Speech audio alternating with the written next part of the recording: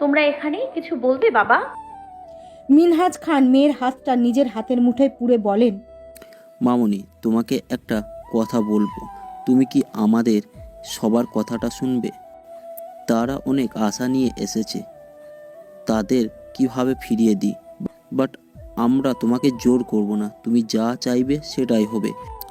তোমাকে কি আরেকবার বিয়ে করতে কোনো সমস্যা আছে? তুমি তো তাকে চেনো, তার ব্যবহার আচরণ কেমন, দেখতে শুনতে মাশাল্লাহ, সব দিক থেকে পারফেক্ট। তোমার মতামত কি মামুনি? বাবা, তুমি শুধু রাজি আছো কি না তাই বলো প্রিন্সেস, বাকিটুকু আমরা সামলে নেব। পরিবারের সবার হাসি মুখ দেখে আর না করতে পারে না মানহা, তাই বলে, বাবা বিয়েতে আমার আপত্তি নেই, বাট কিন্তু কি মামুনি? আমি আবরারের সাথে কথা বলতে চাই। আলহামদুলিল্লাহ, তুই রাজি আছিস এতেই আমরা খুশি। তোর খুশি দেখার জন্য আমরা সব করতে পারি। চাচার কথায় হালকা মুচকি হাসে মানহা। দুজনে চলে যায় নিচে। ড্রয়িং রুমে সবাই তাদের দিকে তাকিয়ে আছেন। আবরার ছটফট করছে। মানহা কি না করে দিল? তাদের মুখটা এমন কালো হয়ে আছে কেন? আমি কি হেরে গেলাম তাহলে? ঠান্ডার ভেতরে প্রচুর ঘামতে শুরু করে আবরার। দুজনে সোফায় এসে বসেন। কিছুক্ষণ চুপ করে থেকে বলেন, মানহা মামুনির কোনো আপত্তি নেই কিন্তু। কিন্তু কি আঙ্কেল? ফট করে মুখ ফুসকে বলে ফেলে আবরার। সবাই আবরারের দিকে তাকায়। আবরার কিছুটা অপ্রস্তুত হয়ে পড়ে। নিজেকে নিজেই বকছে, কি দরকার ছিল আগ বাড়িয়ে শুনতে যাবার। আবরারের অবস্থা দেখে সকলে হেসে ফেলেন। আবরার আরও বেশি অস্বস্তিতে পড়ে। মাথা চুলকে আমতা আমতা করে। মিনহাজ খান হেসে বলেন, তোমার সঙ্গে কথা বলতে চাই মামুনি, ছাদে তোমার জন্য অপেক্ষা করছে। নিরামা, আর একবার বাবাকে ছাদে নিয়ে যাও। সোফা থেকে উঠে হনহন করে ছাদের উদ্দেশ্যে চলে যায়। আবরারের কাণ্ডে সকলে আরেক দফা হেসে ওঠেন। হালিমা বেগম তো বলেই ফেলেন, পাগল একটা, এখানে যে বড়রা আছে বেমালুম ভুলে গেছে। ছাদে দাঁড়িয়ে আছে দুজন মানব। দুজনে নিশ্চুপ হয়ে আছে। নীরবতা ভেঙে আবরার বলে, বন বিড়াল। মানহা তড়িৎ বেগে আবরারের দিকে তাকায়। একবার ভালো করে পর্যবেক্ষণ করে নেয়। আগের থেকে লোকটা অনেক পাল্টে গেছে। মানহা গম্ভীর কণ্ঠে বলে, এতটুকুতেই এই অবস্থা? কোথায় গেল সে আবরার তেজের সুদর্শন চেহারা? নিজেকে আয়নায় দেখছেন? নিজের কি হাল করছেন? চোখের নিচে ডার্ক সার্কেল পড়ে গেছে, কতটা শুকিয়ে গেছেন। এমন হলে তো মেয়েরা তাকাবে না। প্রেয়সীর কথাগুলো মনোযোগ দিয়ে শুনছিল আবরার। শরীরে ভালো লাগা ছেয়ে যায়। তার জন্য আপনি তো আছেন, দরকার নাই কোনো মেয়ের দিকে তাকানো। শুধু আমার বন বিড়াল তাকালেই চলবে আমার। মানহা বনবিড়াল নামটা যতবারই শোনে ততবারই অবাক হয়। তাকে কেন বনবিড়াল বলে? আবরার ফের বলে, আমাকে কষ্ট দেওয়া শেষ হয়েছে আপনার?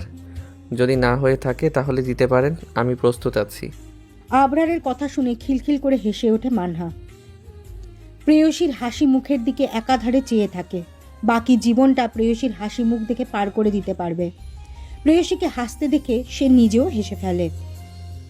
আজ শুক্রবার, বন্ধের দিন হওয়ায় সবাই ফ্রি থাকে। পরিবারকে সময় দেয়, প্রিয় মানুষকে সময় দেয়। আগামী শুক্রবারে আবরার আর মানহার বিয়ের দিন ঠিক করা হয়েছে।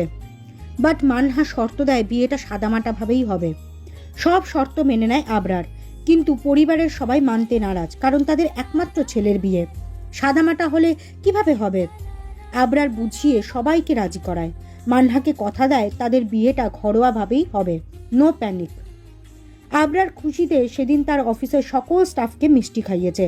সকলে অবাক হয়ে তাদের তেজ স্যারকে দেখছিল। যে স্যার কাজ ছাড়া অতিরিক্ত কথা বলে না, সেই স্যার আজ সবার সাথে হেসে হেসে কথা বলছে, নিজে সবাইকে মিষ্টি দিচ্ছে। সবাই বিস্মিত নয়নে তাকিয়েছিল আবরারের দিকে। ঈশান সবটা বুঝতে পেরেছিল। পরে আবরার নিজে সমস্ত ঘটনা খুলে বলেছে। ঈশান নিজেও খুশি হয় স্যারের খুশি দেখে।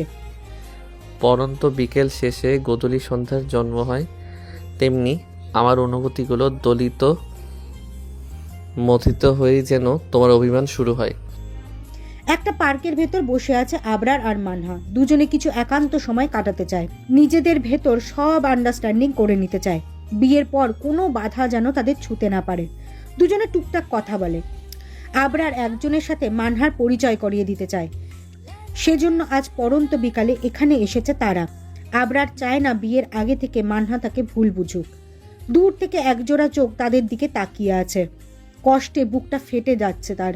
বুকে অসহ্য যন্ত্রণা হচ্ছে। কেন হচ্ছে? প্রিয় মানুষকে অন্য এক পুরুষের সাথে দেখে চোখ বেয়ে এক ফোঁটা নোনা পানি গড়িয়ে পড়ে। লোকটা যে আর কেউ নয়, রাকিব। মানহাকে সে বিয়ের আগে থেকেই পাগলের মতো ভালোবাসে। হুট করে এক দমকা হাওয়া এসে সবকিছু লণ্ডভণ্ড করে দেয়। মানহার পরিবার মানহাকে অন্য জায়গায় বিয়ে দিয়ে দেয়। জীবনে প্রথমবার সেদিন খুব কষ্ট পেয়েছিল রাকিব, কারণ সে ব্যর্থ প্রেমিক। নিজের ভালোবাসার কথা তাকে বলতে পারছিল না, বন্ধুত্বের কথা ভেবে চুপ করেছিল। পরে যখন মানহার ডিভোর্স হয়ে যায় তখন তাকে আপন করে নিতে চেয়েছিল, বাট সেটাও হয়নি। সে চলে গেল এক অচেনা দেশে, সবার থেকে অনেক দূরে। কখনো সাহস করে বলতে পারেনি, কারণ সে বেকার ছিল। কোনো বাবা মা চায় না তার মেয়েকে বেকার ছেলের হাতে তুলে দিতে। মানহা দেশে ফেরার পর নতুন করে আবারও স্বপ্ন দেখে। দিন রাত পরিশ্রম করে একটা চাকরি পেয়েছে সে। মানহার সাথে সংসার করার স্বপ্ন বুনেছে। ছোট্ট একটা সংসার হবে তাদের, থাকবে না কোনো বাধা। তাদের গল্পটা অন্য সবার থেকে ভিন্ন বানাতে চেয়েছিল, বাট নিমিষেই সব কিছু ভেঙে চুরে শেষ হয়ে গেল তার। বিড়বিড় করে বলে, সুন্দর ছিল গল্পটা, কিন্তু পূর্ণতা পেল না। ভালোবাসার কমতি ছিল না, তবুও তোমায় পাওয়া হলো না। এক টান দিয়ে বাইক নিয়ে হাওয়ার চোটে পার হয়ে যায় সেখান থেকে। প্রেয়সীকে অন্য কারোর পাশে দেখে তার সহ্য হচ্ছে না। সেদিনের সেই মেয়েটাকে দেখে অবাক হয়ে আবরারের দিকে তাকায় মানহা। ইশারায় জিজ্ঞেস করে মেয়েটাকে। আবরার মেয়েটাকে নিজেদের পাশে বসিয়ে মানহার সাথে পরিচয় করিয়ে দেয়। মানহা, এটা হচ্ছে আমার খালামণির একমাত্র মেয়ে নিসা। এবার অনার্স ফার্স্ট ইয়ার স্টুডেন্ট, অনেক পাজি মেয়ে, যাকে বলে বদের হাড্ডি। নিসা, এটা হচ্ছে তোদের একমাত্র ভাবি। নিশা হাত উঁচু করে বলে, হাই ভাবিমণি, কেমন আছো তুমি? মানহা মুচকি হেসে বলে, আলহামদুলিল্লাহ, তুমি কেমন আছো? আমি আলহামদুলিল্লাহ আছি। ভাবিমণি, সেদিনের জন্য সরি। কানে হাত দিয়ে বলে, ভাইয়ার কোনো দোষ ছিল না, আমি ভাইয়াকে জোর করে এটা করতে বলেছি। ভাইয়াকে তুমি ভুল বোঝো না প্লিজ। আরে তুমি কেন সরি বলছো? আমি মাইন্ড করিনি। মানহা, আপনারা দুজন কথা বলুন, আমি কিছু অর্ডার দিয়ে আসি। ভাইয়া, কি হয়েছে? তুমি ভাবিমণিকে আপনি করে বলছো? ছি ছি, এটা কোনো কথা হলো? আজ থেকে তুমি করে বলবা। নিশার কথা শুনে দুজনেই মুখ চাওয়াচাওয়ি করে। আবরার নিশাকে বলে, আচ্ছা ঠিক আছে, যাই আমি। সন্ধ্যের আগেই বাসায় ফিরে আসে মানহা। অফিসের কাজে খুব ব্যস্ত হয়ে পড়ছে আবরার। বিয়ের পর কয়েকদিন অফিসে আসতে পারবে না, এর জন্য দিন রাত 24 ঘন্টা শুধু কাজই করে যাচ্ছে। অফিস রুমে বসে কাজ করছিল আবরার, তখন বাইরে থেকে কেউ দরজা নক করে। বিরক্তিতে কপাল কুঁচকে যায়। কাজের সময় কেউ ডিস্টার্ব করুক এটা মানতে পারে না সে, কিন্তু বারবার নক করায় চেয়ার থেকে উঠে গিয়ে দরজা খুলেই বলে, তোমরা জানো না কাজ করার সময় আমাকে ডিস্টার্ব করলে এর পরিণাম কি হতে পারে? একটু জোরে বলায় সবাই আবরারের দিকে তাকায়। সামনের লোকটা কাচুমাচু হয়ে দাঁড়িয়ে আছে, কিছু বলার সাহস হচ্ছে না।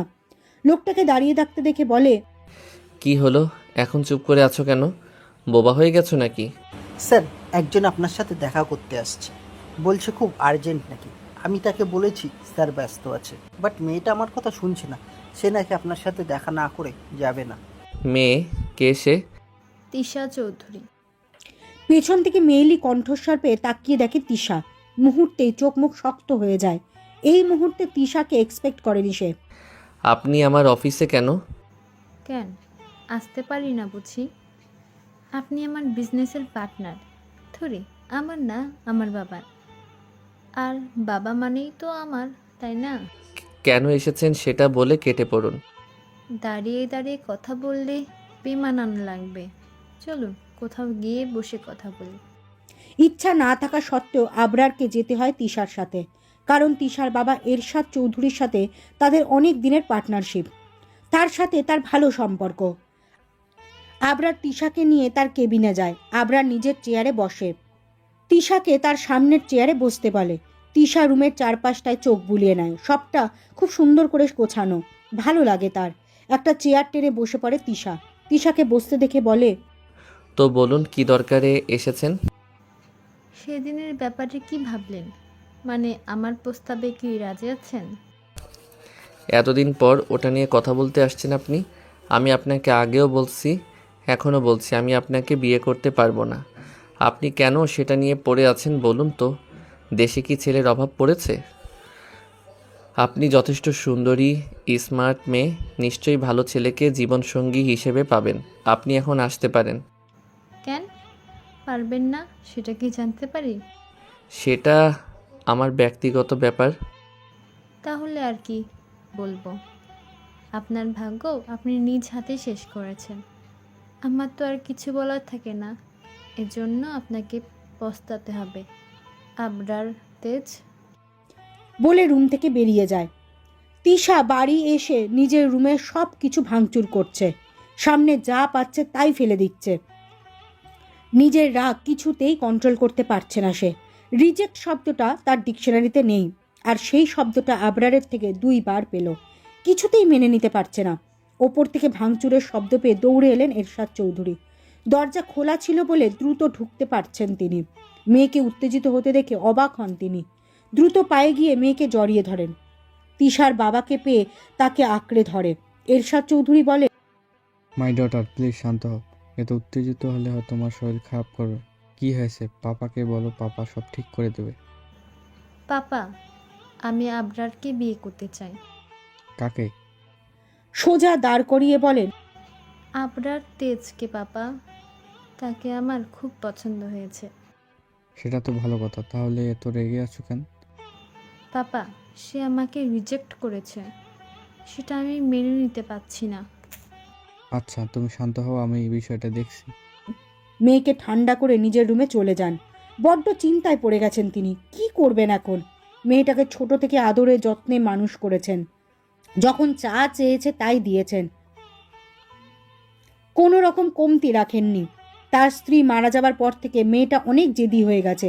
যা চেয়েছে সেটা না পেলে সব লণ্ডভণ্ড করে দেয়, কিচ্ছু মানে না। আবরারকে সে খুব ভালো করেই চেনে। আবরার যেটাই না বলে সেটা নাই করে। নাকে আর হ্যাঁ বলানো সম্ভব নয়। তাও মেয়ের জন্য আবরারের সাথে কথা বলবেন, যদি কিছু করা যায়। দেখতে দেখতে বিয়ের সময় ঘনিয়ে আসছে আবরার আর মানহার। তাদের বিয়েটা সাদামাটাভাবে হলেও আবরার তার প্রেয়সীকে নিজের মনের মতো করে সাজিয়ে নিয়ে যেতে চায়। অল্প কিছু সংখ্যক মানুষ থাকবে বিয়েতে, যারা তাদের নিকট আপনজন। আবরারের কথা মতো আজ সন্ধ্যায় তারা শপিংয়ে যাবে। মানহা যেতে চায় না, বাট আবরারের জেদের কাছে হার মানতে হয়। আবরার নিজ কক্ষে বসে ফাইল দেখছে। তার পাশে দাঁড়িয়ে আছে ঈশান। অনেকক্ষণ যাবৎ কিছু বলার চেষ্টা করছে, কিন্তু ঠিক বলতে পারছে না। আবরার ফাইল চেক করছে আর ঈশানকে লক্ষ্য করছে। ঈশান আর চুপ করে থাকতে পারে না, কারণ সে যদি চুপ করে থাকে তাহলে আজ কথাটা বলতেই পারবে না। সেজন্য বলে, স্যার, একটা কথা বলার ছিল। আবরার ফাইল থেকে মুখ সরিয়ে বলে, হ্যাঁ বলো। স্যার। আর বলতে পারল না, তার আগেই বাইরে থেকে কেউ দরজা নক করে। ঈশান বিরক্তিতে উচ্চারণ করে।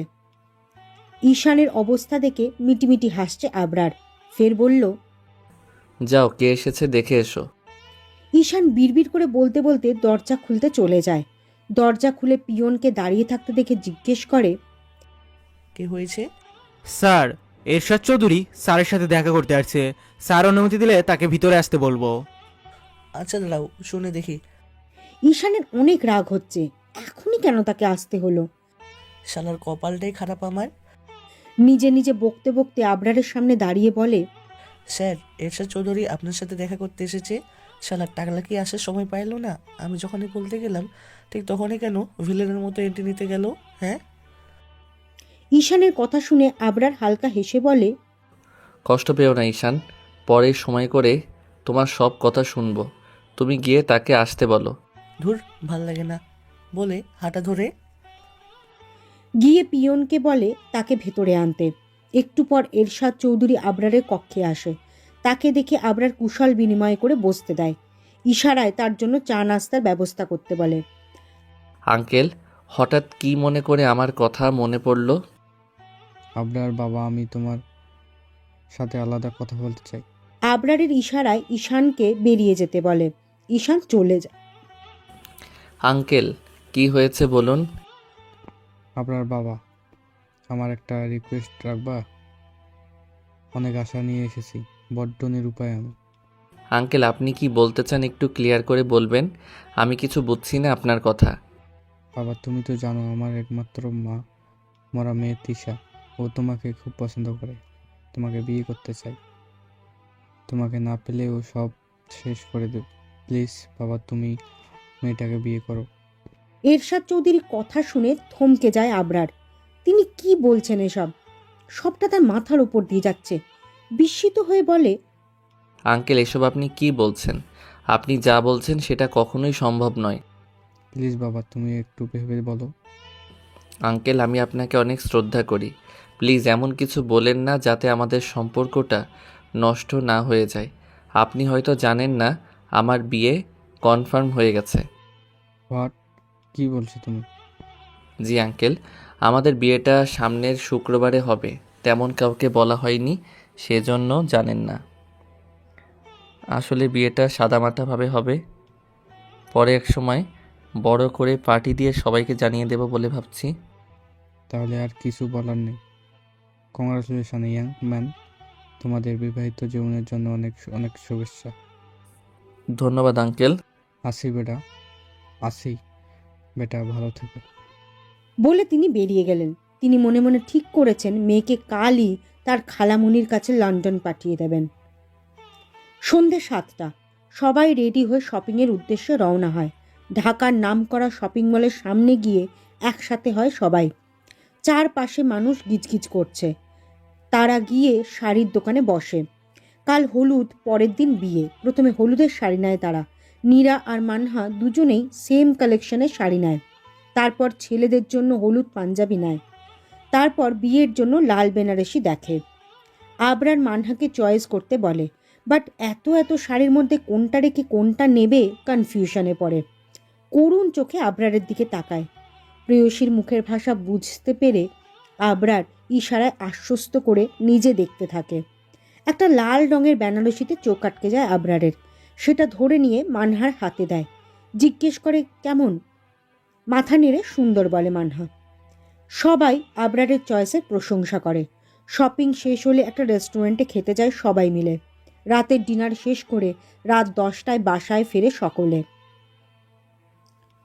আকাশ জুড়ে হাজার তারা, চাঁদের আলো হাসে। রাতের বেলায় শিশির কণা গড়িয়ে পড়ে ঘাসে। আকাশে তারারা ঝলমল করছে। কতগুলো তারা আবার মিটিমিটি করে জ্বলছে। রাত অনেক হওয়ায় ঘুমাতে চলে যায় মানহা। নতুন এক ভোরের সূচনা হয়। সূর্য তার কিরণ দিয়ে অন্ধকারকে আলোকিত করে তোলে। সারা পৃথিবী তার আলোয় আলোকিত হয়। তেমনি মানহার অন্ধকার জীবনকে আলোকিত করে তুলছে আবরার। সমস্ত আধার সরিয়ে আলোর সূচনা তৈরি করে। চোখে আলো পড়তেই চোখ পিটপিট করে তাকায় মানহা। আড়মোড়া ছেড়ে বিছানা থেকে উঠে বসে। ফোন হাতে নিয়ে দেখে সকাল 8টা বাজে। সেটা দেখে লাফ দিয়ে বিছানা থেকে নেমে পড়ে। দ্রুত ওয়াশরুমে ছুট লাগায়। ফ্রেশ হয়ে নিচে নামে। রান্না মাত্র শেষ হয়েছে, এবার সবাই খেতে বসবে। তাদের বাসায় সবসময় তাড়াতাড়ি রান্না হয়, কেননা তার বাবা যায় অফিসে আর চাচা ভাই মিলে শোরুমে যায়। সবাই একসাথে সকালের খাবার শেষ করে, যে যার কাজে ছুট লাগায়। মানহা খাওয়া শেষ করে নিজের রুমে এসে তানসিকে কল লাগায়। বার দুয়েক রিং হতেই রিসিভ করে তানসি। হ্যাঁ আপু, কেমন আছো? এতদিন পর আমার কথা মনে পড়লো বুঝি? আলহামদুলিল্লাহ, আমি ভালো আছি। আমার ছোট বোনটা কেমন আছে শুনি? আমিও আলহামদুলিল্লাহ। কি করছো এখন? বসে বসে আপনার সাথে কথা বলি। আপু, তোমার সাথে আমার আড়ি কথা কমো না, তুমি অনেক খারাপ। ও মা, কেন? আমি আবার কি করলাম? আমাকে ছাড়াই তুমি বিয়ে করে নিচ্ছ, এটা কি ঠিক বলো? বিয়ের কথা শুনে লজ্জায় লাল নীল হতে থাকে মানহা। মানহাকে লজ্জা পেতে দেখে তানসি বলে, ওলে বাবালে, আমার আবুলটা দেখি লজ্জা পাচ্ছে। তানসির পাশ থেকে জেনি বলে, কি বলিস? তো কেমনে বুঝবি, পরে কমো। তানসির মুখে কথা শুনে মুখটা কালো হয়ে যায়।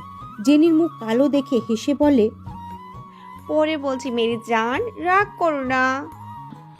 তানসি, জেনি এত রাতে তোর কাছে? হ্যাঁ আপু, দুজনে মিলে অ্যাসাইনমেন্ট করছি। ও আচ্ছা, তাহলে ভালো থাক, পরে কথা বলবো। আচ্ছা আপু, বাই। আল্লাহ হাফেজ। হ্যালো গাইস, ভিডিওটি ভালো লাগলে একটু লাইক করে দিও আর অবশ্যই কমেন্ট করে জানাও ভিডিওটি তোমাদের কেমন লেগেছে। আর ভিডিওটির পরবর্তী পার্ট খুব তাড়াতাড়ি আসবে, তো যারা এখনও চ্যানেলটিকে সাবস্ক্রাইব করোনি প্লিজ পরবর্তী পার্টগুলো দেখার জন্য চ্যানেলটিকে সাবস্ক্রাইব করে পাশে থাকা বেল আইকনটি প্রেস করে দিও। ধন্যবাদ সবাইকে, আমাদের সাথেই থেকো।